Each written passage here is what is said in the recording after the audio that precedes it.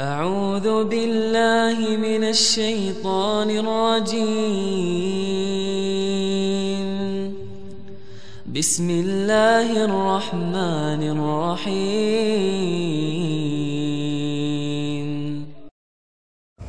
Musola sebenarnya dalam syariat kita itu adalah lapangan luas yang dipakai sholat, itu namanya musola. Dan disebutkan dalam hadis-hadis sahih Nabi SAW menuju ke musola di sholat Idul Fitri. Itu musola. Kalau di Indonesia terbalik, makin kecil makin dapatkan musola. Karena sebenarnya musola dalam Islam yang besar, lapangan luas, gitu ya.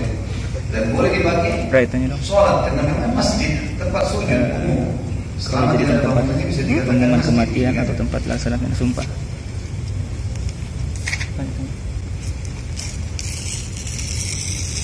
Apakah beduk di masjid boleh? Kalau masalah beduk, saya tidak pernah temukan dari riwayat yang menjelaskan masalah ini. Terus saya rekam. Di zaman Nabi SAW tidak ada pengeras suara pun. Bila disuruh naik ke tempat yang tinggi lalu azan. Di zaman Utsman bin Affan radhiyallahu anhu, karena wilayah Madinah sudah mulai luas, beliau meletakkan beberapa orang muadzin di sini, kemudian jarak berapa meter lagi yang sudah tidak terdengar suara, sana juga ada muadzin sampai dijangkau ujungnya kota Madinah. Jangan lakukan, jangan ada.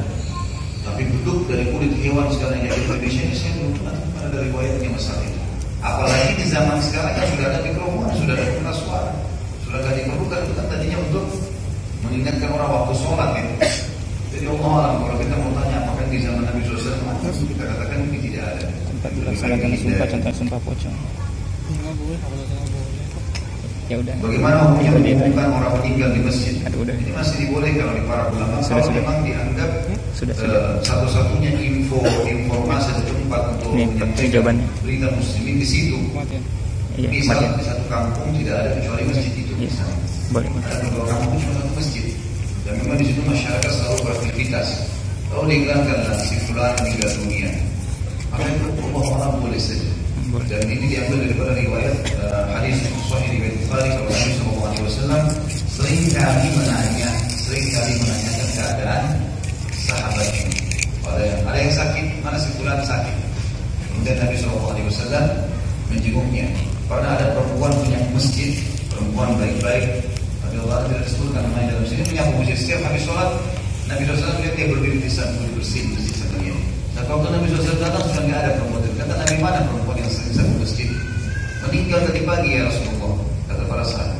Nabi SAW maka dia ceritakan kepada saya, supaya saya juga ikut mensolatinya, mengantar jenazah. Lalu Nabi SAW minta ditunjukkan kuburannya, lalu Nabi SAW berdoa untuk itu.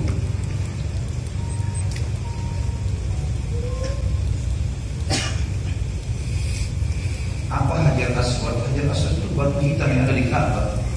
Dan itu memang ditemukan oleh Ismail AS pada saat membangun Ka'bah, pada saat Ibrahim AS dalam hadis sahih mengatakan carilah batu yang kuat untuk menopang Ka'bah. Lalu Ismail AS menemukan batu tersebut diturunkan dari langit di padang pasir oleh Jibril AS. Waktu ditanya oleh Ibrahim dari mana kau temukan, dia bilang turun dari Allah. Dalam riwayat dikatakan Hajar Aswad turun dari surga, gitu kan? Itu riwayat yang menjelaskan kepada kita. Bolehkah ketika haid masuk ke masjid? Ini saya pernah jelaskan poin ini sebenarnya. Kalau pendapat ulama yang terbagi dua, yang pertama yang mengatakan tidak boleh sama sekali mutlak, karena memang larangan masjid dilewati oleh orang haid, nifas dan orang junub itu jelas, gitu kan. Ulama yang pendapat kedua merincikan mengatakan kalau zaman sekarang dengan adanya pembalut, ya, sehingga memang tidak berceceran sama sekali, dikhawatirkan tidak dikhawatirkan mengotori masjid, maka ini juga tidak apa-apa. Dan itu pun harus ada maslahatnya untuk apa? Kalau untuk majelis ilmu maka itu masih dibolehkan. Tapi kalau hanya untuk duduk nongkrong, ya, istirahat tidak boleh. Secara mutlak tidak boleh. Ini sudah kita jawab bedanya masjid sama musola. Terulang-ulang ini bagaimana hukum wanita yang sedang berhalangan masuk masjid. Terulang-ulang. Bagaimana hukumnya dengan masjid yang digabungkan dengan tempat acara pernikahan? Kalau masjid dipakai untuk nikah, akad nikah, boleh di zaman Nabi dipakai pernikahan. Tapi kalau dimaksud di sini adalah walimahnya, acara makan-makannya, maka ini harus dipisahin. Kalau kayak sebagian masjid kita sekarang di lantai 1 misalnya memang tidak dipakai sholat di situ, memang ruangan serbaguna di atasnya masih boleh. Tapi kalau di dalam masjid di tempat sholat kayak ini bisa dipakai makan-makan, tidak boleh. Tapi kalau akad nikah boleh. Karena Nabi SAW beberapa kali menikahkan sahabat di masjid.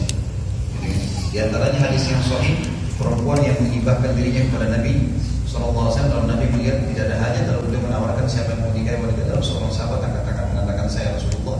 Lalu Nabi SAW pun menikahkan orang itu.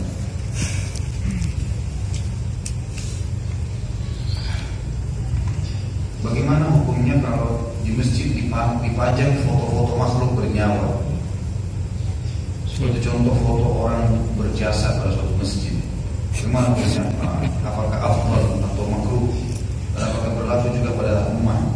Di rumah jika sholat masjid-masjidnya sih ada ruangan ada foto makhluk bernyawa, ini nggak boleh. Boleh sama sekali. Dia boleh dikenang oleh makhluk atau dikenang oleh Allah ini. Untuk apa pajang foto ini? Kita bangun masjid teman-teman biar seluruh manusia nggak tahu kalau kita yang bangun bagus, tidak ada masalah. Harapannya Allah kan. Mana bahaya nih kalau dipajang-pajang. Pertama bisa membuka pintu riya pada masjid ini. Sudah meninggal juga nanti orang-orang anak-anaknya akan pakai jadi bahan bangga-banggaan. Untuk apa di sana jasa itu saja. Sisi yang lain memang memajang foto dilarang. Masuk dalam umumnya hadis Nabi SAW, rumah yang di dalamnya ada patung atau gambar, ada anjing tidak boleh masuk oleh malaikat. Dan ini semua sudah pernah kita bahas di bahasan kita di Rabu malam di sini kita juga dosa-dosa besar tentang masalah gambar atau poster yang dilarang di dalam agama Islam.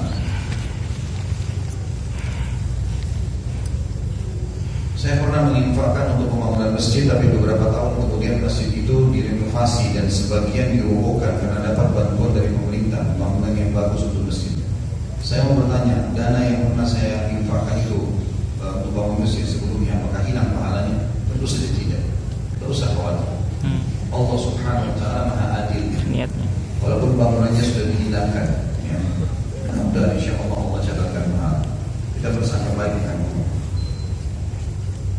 Apakah benar adanya masjid-masjid mewah adalah salah satu tanda-tanda hari kiamat? Ada hadis menjelaskan masalah ini. Kalau nanti menjelang hari kiamat, masjid-masjid di zuhur itu dihiasi dengan perhiasan yang berlebihan, ya. Akhirnya membuat masjid itu terlalu berlebihan dalam masalah megah, tidak dibutuhkan, gitu ya, tidak dibutuhkan. Mungkin seperti itu yang dimaksud. Tapi bukan berarti tidak ada larangannya, ya. Nanti akan kita bahas insya Allah di beberapa hadis nanti yang akan datang.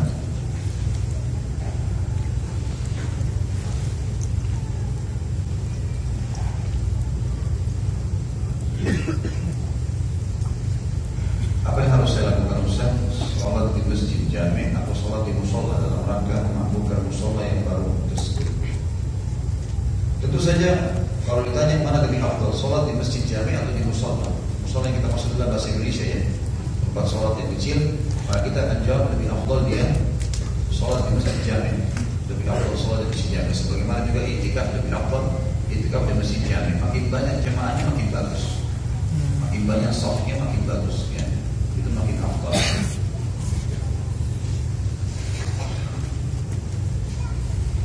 Mengapa di Jakarta khususnya terdapat banyak musola padahal untuk sholat lebih afdal di masjid? Apakah ini terkait regulasi? Padahal dianjurkan bangun banyak masjid. Sebenarnya musola sama masjid sama saja, ya. Sama saja. Musola pun dihitung pahalanya sama dengan masjid. Cuma kalau ditanya mana lebih afdal, masjid, karena ada sholat Jumat. Musola umumnya tidak ada sholat Jumat, kan? Maka lebih afdal di masjid. Walaupun musola sama masuk. Dan sudah pernah saya jelaskan. Di kantor pun teman-teman kalau misalnya di lantai 3 dikhususkan di blok, kalau memang tidak dipakai kecuali untuk itu saja, untuk masjid. Oh, untuk masjid. Walaupun dia cuma dianggap seperti musola saja, gitu kan? Tapi ini sama saja, tidak ada masalah. Mungkin orang membangun musola karena dianggap bahasa Indonesia musola itu adalah bangunan kecil dari masjid, sehingga mereka bangun sesuai dengan kemampuannya. Maksudnya ini adalah sesuatu yang tidak ada masalah, insya Allah. Apakah termasuk sunnah meminta sumbangan untuk masjid dengan meminta sumbangan di pinggir jalan? Apakah ini dibolehkan, Ustaz? Kita tidak bisa katakan itu sunnah, tetapi Nabi SAW memang setiap kali ada kegiatan sosial, membantu orang miskin, Beliau mengiklankan, menyampaikan, dan boleh diiklankan di masjid, boleh saja, tidak ada masalah. Kalau dianggap memang risal, taruh sumpah spanduk atau misalnya taruh celengan masjid itu di pinggir jalan dianggap itu efektif, ya memang kalau tidak masjid tidak bisa terurus, tidak terbang, tidak ada yang bantu, insya Allah masih tidak masalah. Cuma yang saya harapkan mudah-mudahan jangan ada orang-orang yang menghalangi jalan misalnya terlalu besar atau seakan-akan memaksa orang untuk menyumbang. Biasanya mungkin non muslim yang lewat gitu.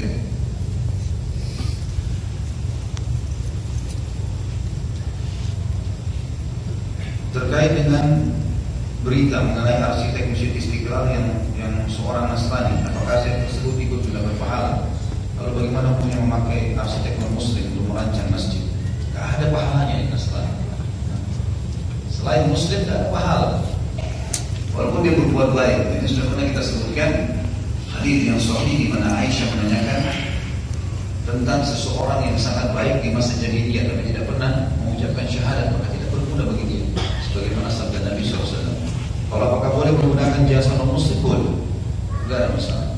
Tapi kenapa harus pakai jasa non muslim ini? Banyak arsitek muslim. Apalagi di Indonesia, masya Allah, sarjananya banyak sekali.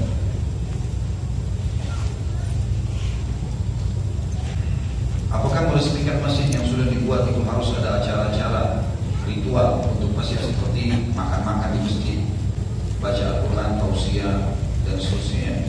Banyak yang ditulis. Tentu saja tidak ada aturan untuk itu. Setahu saya tidak ada aturan masjid untuk Allah. Azan, semua orang bisa datang. Tidak perlu mengadakan acara khusus ini. Karena dikhawatirkan nanti kalau kita buat acara seperti ini dan menjadi sebuah kebiasaan, akhirnya dianggap setiap ada masjid baru harus undang makan. Sama dengan di Indonesia, orang pindah rumah di zaman Nabi kan pasti harus undang-undang orang makan.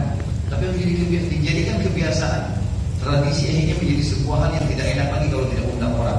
Atau mau pergi haji, mau umrah, mau ibadah, harus undang orang. Nanti kan jadi kebiasaan semua ini. Seorang muslim harus menjadikan Islam sebagai tradisi, jangan tradisi diislamkan. Ya lebih baik, saran saya tentunya lebih baik dijauhi. Apa masjid tidak ada masalah. Tapi pertanyaan, bolehkah makan di masjid? Boleh, tidak ada larangan. Seperti orang buka puasa misalnya. Tapi jangan jadikan sebagai rutinitas. Atau orang memang mau sholat dan dia sangat lapar, dia mau makan dan makanan rapi, tidak terganggu, tidak boleh di masjid. Dia makan sebentar kemudian dia sholat, insya Allah tidak ada larangan.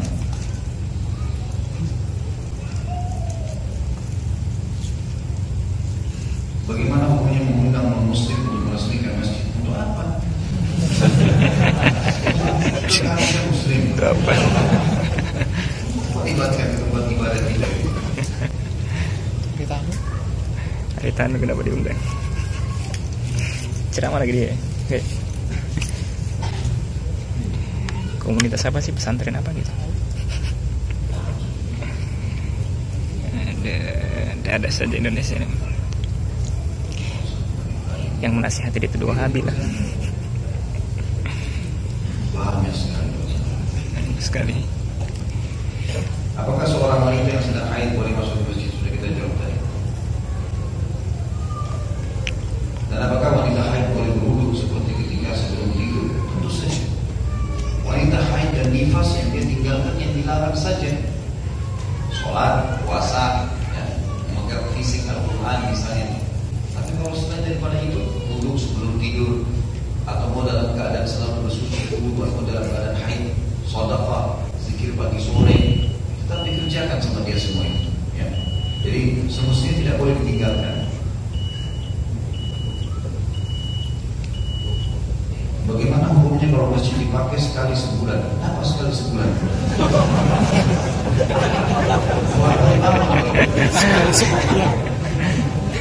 Sekali sebulan.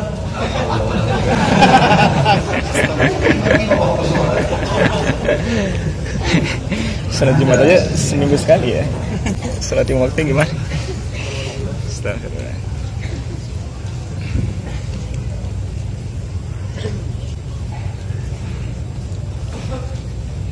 Apakah ini pertanyaan terakhir kita ya? Apakah benar lebih baik sholat sendiri-sendiri atau jamaah di tempat lain? Jika sholat jamaah di masjid yang lain, imam tetapnya sudah selesai. Dan kita kalau masuk masjid dan kita temukan sudah selesai sholat berjamaah, maka kalau tidak ada orang sama sekali, artinya tidak ada lagi orang datang yang bisa menemani kita, maka kita tanya salah satu jemaah yang ada di sini. Dan seterusnya itu harus paham ini.